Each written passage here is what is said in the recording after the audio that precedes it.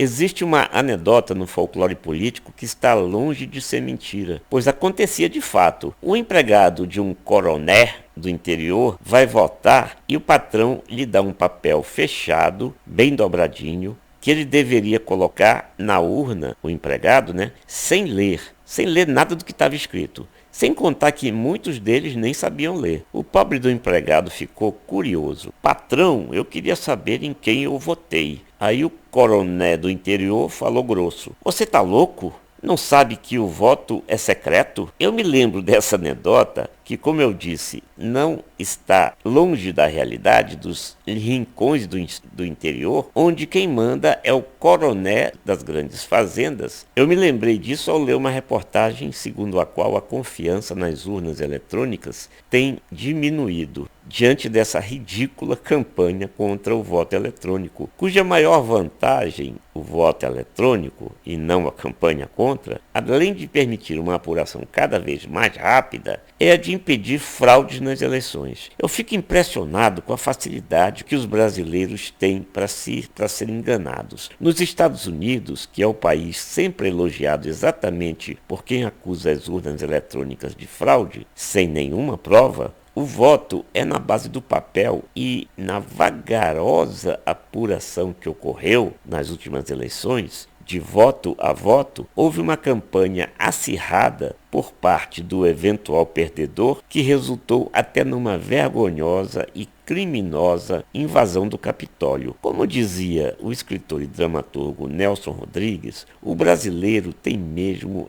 complexo de vira-lata. O Brasil tem um sistema moderníssimo de votação eletrônica que é seguro, inclusive porque não está ligado à internet. Já se explicou isso milhares de vezes, entre outros fatores. E o brasileiro cai nessa conversa de quem diz que a Terra é plana e que as mudanças climáticas não estão acontecendo, apesar de todas as tempestades e mudanças bruscas de temperatura que acontecem todo ano. Só no Recife, no momento em que eu gravo este vídeo, já são mais de 90 mortos, quase chegando a 100 ou até ultrapassando, sem contar as mortes frequentes em grandes cidades como São Paulo e Rio de Janeiro, além de todos os prejuízos financeiros que esses temporais causam. O Brasil tem potencial para ser o maior paraíso turístico do mundo e perde dinheiro todo ano por causa da miséria e da desigualdade social que essa cambada de facínoras diz que não causa violência.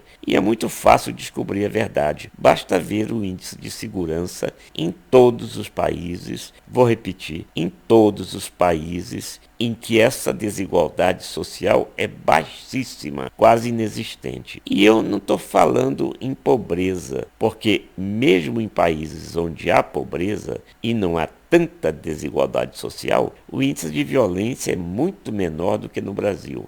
Se você duvida disso, assista aos meus vídeos da playlist sobre violência no Brasil e no mundo, que eu vou colocar na tela final deste vídeo. Nesses vídeos que eu vou colocar lá, eu comprovo com dados precisos e incontestáveis tudo que eu estou falando aqui e que eu já repeti também 1 milhão de vezes. Olha, eu confesso que eu já perdi a paciência com essa mania dos brasileiros de gostarem de ser enganados. Por isso, eu não vou nem me estender neste vídeo. Você sabe o que acontece no Brasil e no mundo, independentemente de haver urna eletrônica, como ficou comprovado nos Estados Unidos? Quem faz campanha contra a eleição são os perdedores em potencial, que não se conformam com a realidade, que é a seguinte: quem participa de eleição só tem duas perspectivas, ou ganha ou perde. Empatar é praticamente impossível. E quem faz todo esse barulho contra as urnas, aqui como nos Estados Unidos, é quem, com perdão da palavra, se caga de medo de perder. E gosta mesmo é de ditadura, por isso mesmo vive falsificando até o verdadeiro sentido da palavra liberdade. E sabe o que acontece também? Se o brasileiro continuar com esse complexo de vira-lata, vai continuar perdendo também.